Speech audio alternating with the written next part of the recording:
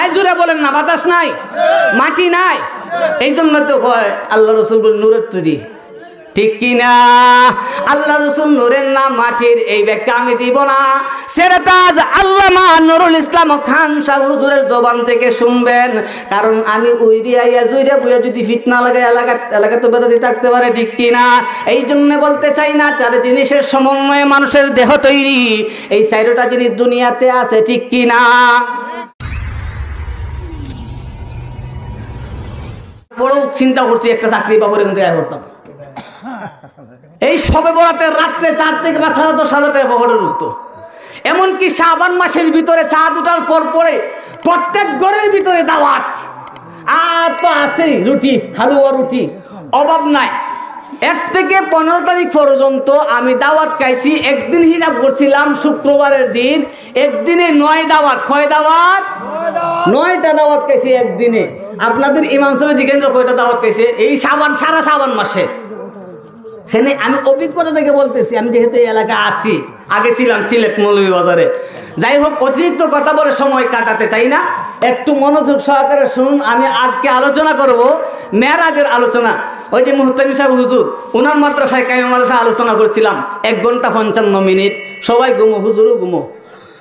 Answer হিসাবে হইতা হমমি সিংহের কিছু হাবিজ চাপ আছে, সুবিনা ফোরার মধ্যে লাগাই দিলে এরা ছাও দেওয়া লাগে না, ফানাও দেওয়া লাগে না। হাবিজ চাপা তো করতেছে গুনগুন সাকুরা, কাফুরা, ছাও নাই, ফানাও নাই, হাবিজ চাপে কিতা করতো, তোমার লাগে দোয়া করতো, ঠিক কিনা? আল্লাহ সুবহানাল্লাযী আসরা বিআবদিহি লাইলাম মিনাল মাসজিদিল হারাম ইলাল মাসজিদিল আকসা ইলাল মাসজিদিল আকসাল্লাযী বারাকনা হাওলাহু লিনুরিয়াহু মিন আয়াতিনা ইন্নাহু হুয়াস সামিউল বাসীর। আল্লাহু আকবার।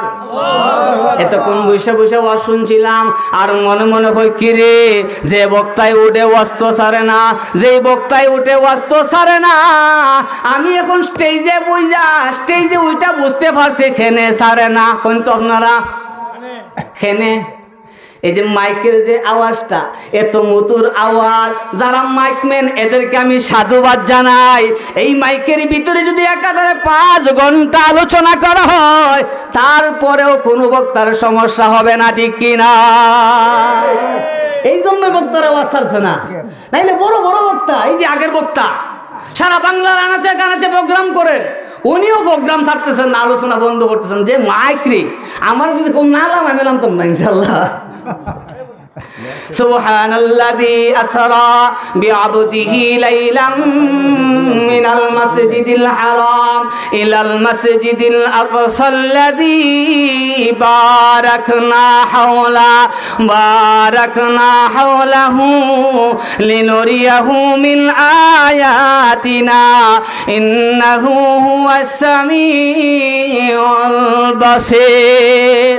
আল্লাহ তাআলা পবিত্র কুরআনুল কারীমের ভিতরে বড় সুন্দর করে বলেন সুবহান, পবিত্রময় সত্তা তিনি কে? আর জোরে বলেন কে? সুবহানাল্লাযী আসরা, যিনি ভ্রমণ করিয়েছেন কাকে? আপনাকে আমাকে? না না, বিআবদিহি, তার বান্দাকে। বান্দা বলতে কে? মুহাম্মাদুর রাসূলুল্লাহ সাল্লাল্লাহু আলাইহি ওয়াসাল্লাম। লাইলান, কোন সময়ে? রাতের কিছু অংশের ভিতরে। মিনাল মাসজিদিল হারাম, মক্কার বাইতুল্লাহ থেকে, ইলাল মাসজিদিল আকসা, জেরুজালেম বাইতুল মুকদ্দাস পর্যন্ত। সুবহানাল্লাহ। লিনুরিয়াহু মিন আয়াতিনা, কেন? যাতে তার বান্দাকে আল্লাহ তাআলার কিছু নিদর্শন দেখানোর জন্য। ইন্নাহু হুয়াস সামিউল বাসীর, নিশ্চয় তিনি সর্বশ্রোতা এবং সর্বদ্রষ্টা। এখন আসুন, সুবহান কেন শব্দ ব্যবহার করেছেন? সুবহান শব্দের অর্থ হইল পবিত্র। আল্লাহ পবিত্র। কিসে থেকে পবিত্র? এই যে লাইলাতুম মিনাল মাসজিদিল হারাম ইলাল মাসজিদিল আকসা, এতটুকু জায়গা যাইতে লাগে 1 মাস, আসতে লাগে 1 মাস। সুবহানাল্লাহ। তাও আবার দ্রুতগামী ঘোড়া দিয়া। আল্লাহ বলেন, শুনে যেই রাস্তা যাইতে লাগে 1 মাস, আসতে লাগে 1 মাস, আমি আল্লাহ রাত্রের কিছু অংশের ভিতরে ভ্রমণ করিয়েছি। এই আলোচনা শোনার পরে আমাদের বোধগম্য হবে না, যাইতে লাগে 1 মাস, আসতে লাগে 1 মাস। এই জায়গার ভিতরে মুহাম্মাদুর রাসূলুল্লাহ সাল্লাল্লাহু আলাইহি ওয়াসাল্লাম কেমন করে গেলেন? কারণ আল্লাহর রাসূল মানুষ কি মানুষ না? আল্লাহর রাসূল জিন্নি ফরিনি মানুষ। মানুষের যদি যাইতে লাগে 1 মাস, আসতে লাগে 1 মাস, আল্লাহ রসুল যদি বর্ণনা করেন রাতের কিছু অংশের ভিতরে মেরাজ করেছি, আমাদের বোধগম্য হবে না। এই জন্য আল্লাহ তাআলা সুবহান শব্দ দিয়া মেরাজের আলোচনা করেছেন। সুবহান কেন? কেন? আল্লাহ পবিত্র। কোন জিনিস থেকে পবিত্র? আল্লাহ বন্দে বান্দা 1 মাসের রাস্তা আইতে যাইতে 1 মাস, এই রাস্তা অল্প সময়ে তোমাদের দ্বারা সফর করা সম্ভব নয়, আমি আল্লাহর দ্বারা সফর করানি সম্ভব। এই জন্যে আশ্চর্যের বিষয় হতে পারে, এই জন্যে মেরাজের আলোচনা শুরু করেছেন মহান আল্লাহ সুবহানাল্লাহ ব্যবহার করে।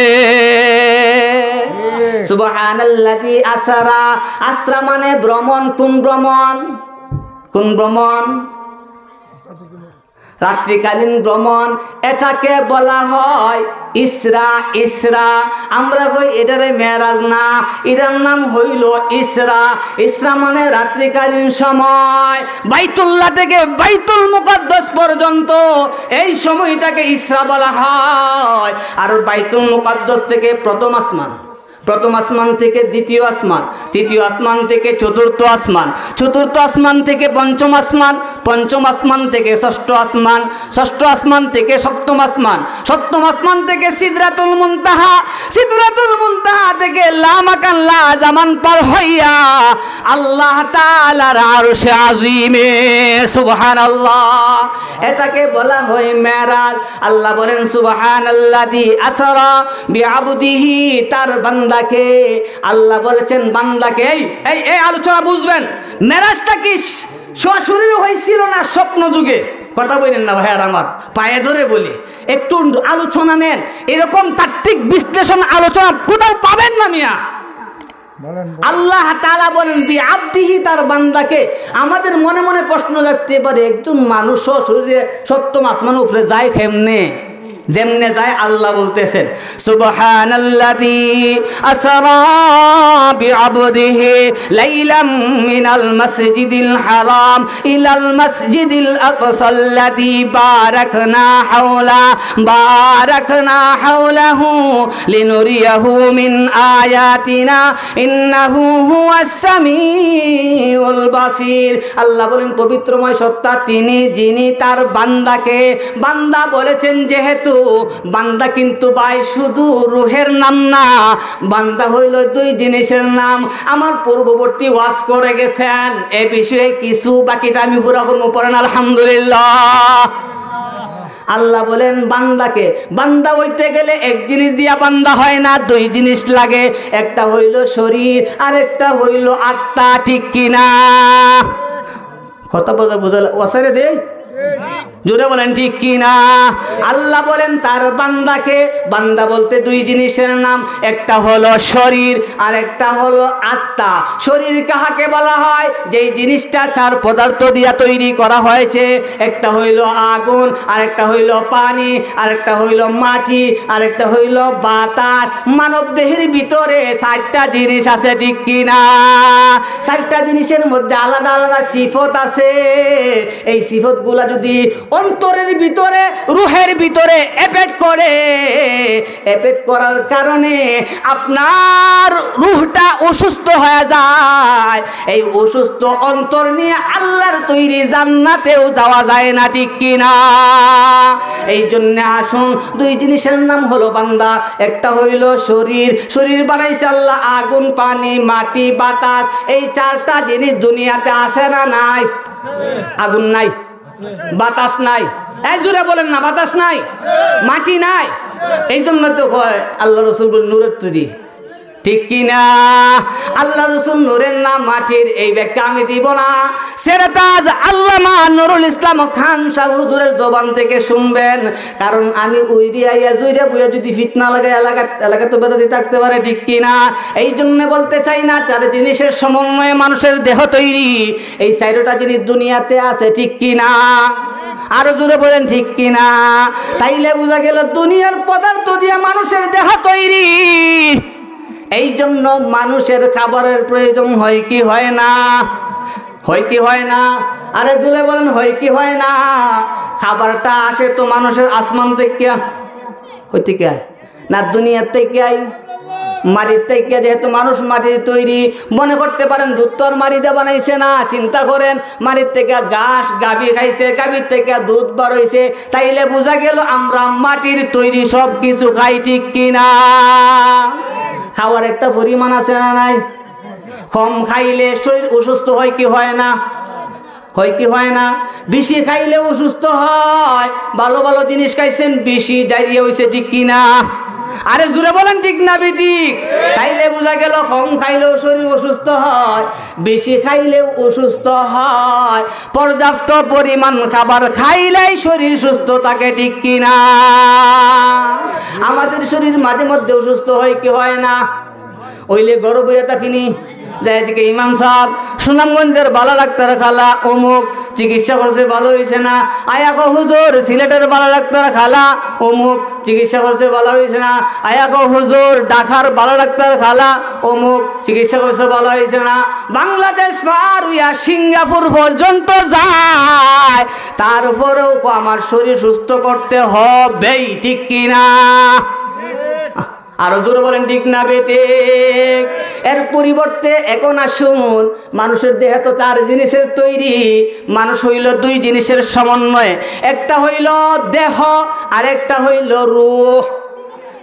সাহাবায়ে কেরাম আল্লাহর নবী, বিশ্ব নবী রাহমাতুল লিল আলামিন কে আল্লাহ জানা দেন, ইয়াসআলুনাকা আনির রূহ কুলির রূহু মিন আমরি রাব্বি। অগণবীজি, মানুষেরা আপনাকে প্রশ্ন করবে, রূহ এটা আবার কি, এটা কিসের তৈরি? আপনি বলে দেবেন এটা কোনো জিনিসের তৈরি নয়।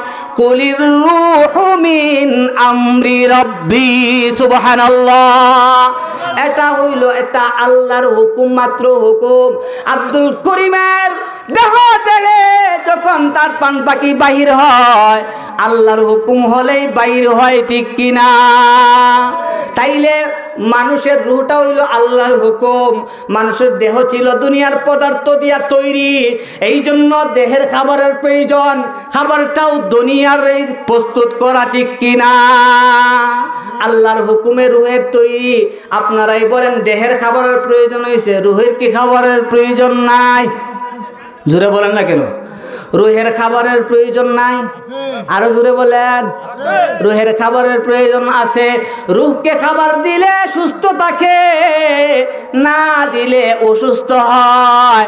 রুহের খাবার যদি কম দেন, রুহ অসুস্থ হয়। রুহের খাবার যদি বেশি দেন, তারপরেও রুহ অসুস্থ হয়। রুহের খাবার যদি পর্যাপ্ত পরিমাণে দেন, তাহলে ওই রুহ সুস্থ থাকে, সুবহানাল্লাহ। কম মানে কি? কম মানে কি? আল্লাহ তাআলা আমাদের উপরে 5 ওয়াক্ত নামাজ ফরজ করেছেন। আপনি যদি আল্লাহ তাআলার হুকুম না মানেন, যেহেতু রূহ আল্লাহ তাআলার হুকুমের তৈরি, এই জন্য রূহের খাবার হইল আল্লাহর হুকুম মানা। রূহ যদি আল্লাহর হুকুম কম মানে রূহ অসুস্থ হয়, বেশি মানে রূহ অসুস্থ হয়। কম মানে এর মানা কি? আল্লাহ আমাদের উপরে নামাজ ফরজ করেছেন 6 ওয়াক্ত। যদি আপনি করেন 4 ওয়াক্ত, বলেন তো আপনার সওয়াব হইব না গুনাহ হইব? 4 রাকাত 4 ওয়াক্ত নামাজ পড়ার কারণে দাবি মুক্ত হইলেন, কিন্তু 1 ওয়াক্ত নামাজ না পড়ার কারণে আপনার গুনাহ হইল। এই আল্লাহর হুকুম অমান্য করার কারণে আপনার রূহটা অসুস্থ হয়ে যায়, ঠিক কি না? এর মানা হইল কম করা। যদি বেশি করেন, বেশি মানা কি? যেমন খাবার বেশি খাইলে ডায়রিয়া হয়, ইবাদতও বেশি করলে ডায়রিয়া হয়। এবার বলেন কি হুজুর, তারাকতু ফিকুম আমরাইন লাউ তাদিল্লু মা তামাসসাকতুম বিহিমা কিতাবাল্লাহি ওয়া সুন্নাতা রাসূলি আল ইয়াউমা আকমালতু লাকুম দীনাকুম ওয়া আতমামতু আলাইকুম নি'মাতি ওয়া রাদিতু লাকুমুল ইসলাম দীনা। আল্লাহ তাআলা বলেন ইসলামকে আমি কমপ্লিট করে দিলাম। এখন যদি ইসলামের আমলগুলোকে বাড়াইয়া বেশি করো, বেশি, যেমন বেশি খাবার খাইলে তার বদহজম হয়, তার ডায়রিয়া হয়, ঠিক তদ্রুপ ভাবে শাবান মাসের ভিতরে বাড়াইয়া যদি হালুয়া রুটি বানাও আর শাবানের ইবাদত বাদ দিয়া শুধু সিন্নি খাওয়ায় লিখতে থাকো, তাহলে শরীর যেমন অসুস্থ হয় বেশি খাইলে, আর বাড়তি আমলগুলা বেদাতি আমলগুলা করলে রূহেও অসুস্থ হয়, ঠিক কিনা? বিআবদিহি, তার বান্দাকে। তাইলে বোঝা গেল 2 জিনিসের নাম হইল বান্দা। আল্লাহ তাআলা তার বান্দাকে শারীরিক ভাবে ভ্রমণ করিয়েছেন। কোন জায়গা থেকে কোন জায়গা পর্যন্ত? বাইতুল্লাহ থেকে বাইতুল মুকদ্দাস পর্যন্ত। অত্যন্ত সুন্দর কাহিনী। আল্লাহ রাসূল সাল্লাল্লাহু আলাইহি ওয়াসাল্লাম ঘুমায়া গেলেন, ঘরের ছাদ ফেটে গেল, একজন আগন্তুক ঘরের ভিতরে প্রবেশ করলো, দরজা থাকা সত্ত্বেও ঘরের ছাদ ফাঁকা কইরা ঢুকছে। বিষয়টা আশ্চর্যের না? আশ্চর্যের না? হ্যাঁ, কথা নাই। গুরুস্থান ওয়াজ করতেছি, বাবা শাহ মাজার হতো, বাবার সাথে শুয়ে আসুন, বাবা শাহ কথা বলতে পারবেন না? কথা বলতে পারবেন? কথা বলতে পারবেন না। কিন্তু খাঁটি আল্লাহর ওলিরা সেজদা দিয়া দিয়া কিন্তু দিনগুলা পার করতেছে। সুবহানাল্লাহ। এই জায়গার মধ্যে বৈশা কোরআন তেলাওয়াত করতে পারবে, হাদিসের কথা, নামাজ পড়তে পারবে, তাসবিহ তাহলিল আদায় করতে পারবে, তবে সব হবে না, সব হবে না, কিন্তু স্বাদ পাবে, ঠিক কি না? এখানে বসে আছেন, এই জায়গার মধ্যে মজা না লাগলেও কষ্ট তো হইতেছে, ঠিক কি না? যেই জিনিসের ভিতরে কষ্ট আছে সেই জিনিসের ভিতরে সব আছে, ঠিক কি না? আল্লাহ রাসূল সাল্লাল্লাহু আলাইহি ওয়াসাল্লাম শুয়ে আছে, না ঘুমন না সজাগ, এমন অবস্থায় জিবরাইল আলাইহিস সালাতু ওয়াস সালাম আগমন করলেন, ডাক দিলেন, আল্লাহর নবী জাগ্রত হন। আল্লাহ রাসূল জাগ্রত হয়ে গেলেন। চলেন চলেন চলেন চলেন চলেন চলেন। মিকরাইল আলাইহিস সালাতু ওয়াস সালাম, জিবরাইল আলাইহিস সালাতু ওয়াস সালাম দুইজনে মিলে জান্নাত থেকে একটা বাহন আনছেন। সেই বাহনের নাম হলো বুরাক। বুরাক আসছে বারকুন শব্দ থেকে, বারকুন মানে বিদ্যুৎ। বিদ্যুৎ 1 সেকেন্ডে 1,86,000 মাইলের গতিতে চলে। বুরাকটা তার চেয়েও বেশি গতিতে চলে। এর মানা হলো বুরাকের চেহারার চাহনি দৃষ্টি যত দূর যায়, বুরাকের এক একটা কদম সেই জায়গায় গিয়া পড়ে। সুবহানাল্লাহ। সকালবেলা যখন সূর্যের দিকে তাকাইবেন, সূর্য অনেক দূরা, আমরা দৃষ্টিটা দেখি কি দেখি না? ঠিক তদ্রুপভাবে বুরাক যদি এতটুকু দৃষ্টি দিতে পারে, কদম গিয়া তার কাছে বসবে। বাইতুল্লাহ থেকে বাইতুল মুকদ্দাস পর্যন্ত একদিন লাগবে না, অল্প সময়ও হবে, ঠিক কি না বলেন? অল্প সময়ে আল্লাহ রাসূল সাল্লাল্লাহু আলাইহি ওয়াসাল্লামকে নিয়ে হাউজে কাউসারের পাশে নিয়ে গেল। আল্লাহ রাসূলকে চিৎ করায় শোয়ানো হলো। জান্নাত থেকে একটা চাকু আনা হচ্ছে, একটা বর্তন আনা হচ্ছে। আনার পরে আল্লাহ রাসূলকে শোয়া দিল। স্বর্ণের চাকু দিয়া আল্লাহ রাসূল সাল্লাল্লাহু আলাইহি ওয়াসাল্লামের বক্ষ ছিঁড়ে ফেলা হলো, ওপেন হার্ট সার্জারি করা হলো, সিনায় সাক করা হলো, শক্তে সদর করা হলো। আল্লাহ রাসূল সাল্লাল্লাহু আলাইহি ওয়াসাল্লামকে জীবনে 4 বার সিনায় সাক করা হয়েছে। এর প্রত্যেকটার কারণ আছে, সেই দিকে আমি যাব না। আল্লাহ রাসূল সাল্লাল্লাহু সাল্লাল্লাহু আলাইহি ওয়াসাল্লামের বক্ষ চিরে ফেলা হলো।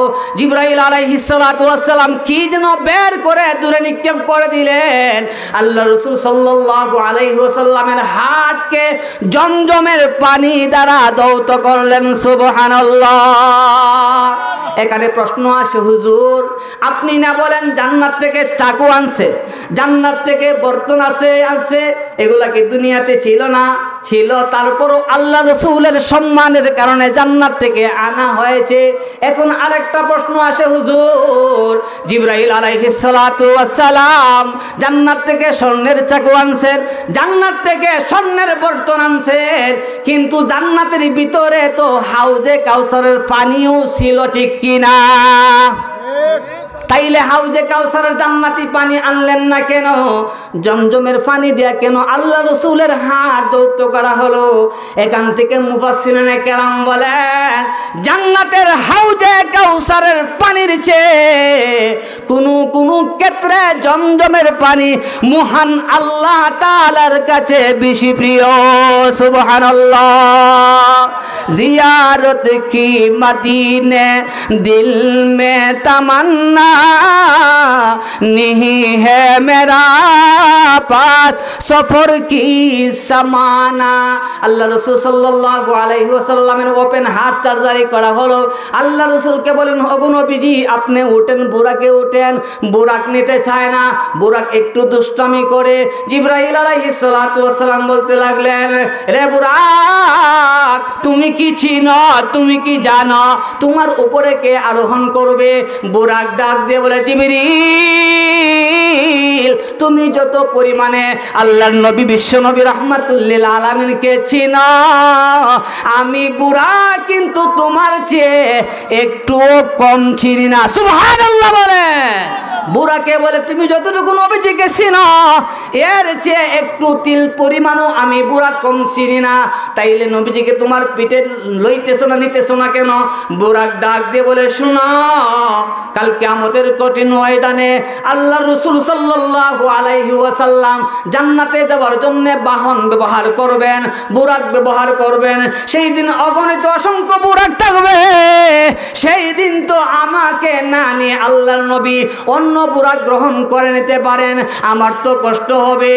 কারণ দুনিয়ার জমিনে যেই নবীজি স্পর্শ পেয়েছি, যদি আমি পরকালে না পাই আমি বুরাক সহ্য করতে পারবো না। আমি নবীর কাছ থেকে ওয়াদা নিতে চাই, পরকালেও যেন নবীজি আমি বুরাককে তার বাহন হিসাবে গ্রহণ করে। আর জোরে পড়েন সুবহানাল্লাহ।